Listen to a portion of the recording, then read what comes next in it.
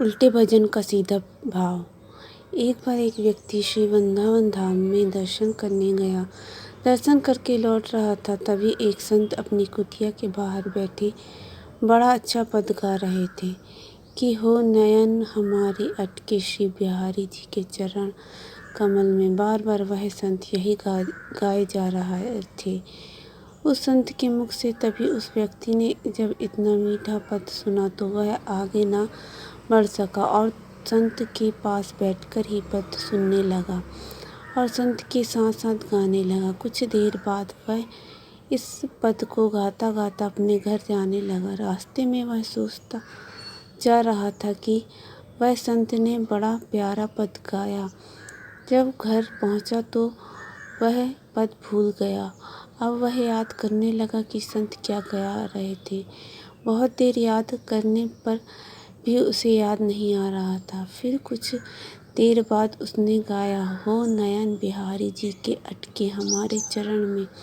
इस प्रकार वह अनजाने में ही उल्टा गाने लगा।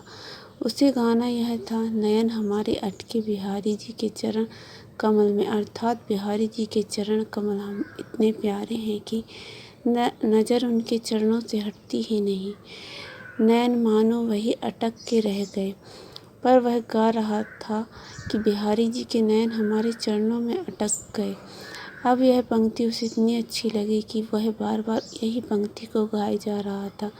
आंखें बंद हैं, बिहारी जी के चरण हृदय में हैं और बड़े भाव से वह तो बस गाए जा रहा था। अब बिहारी जी तो ठहरे प्रेम भाव के भूखे। अपने भक्त के इस निर्मल निश्चल प्रेम को देख वह अपने को रोक ना सके। बहुत समय तक जब वह गाता रहा तो अचानक क्या दिखता, सामने साक्षात बिहारी जी खड़े हैं और उसे प्रेम से निहार रहे हैं। उसे अपने नेत्रों पर विश्वास न हुआ। वह झट उनके चरणों में गिर पड़ा और इस प्रकार प्रेम की एक पंक्ति ने भगवान और भक्त दोनों को मिला दिया।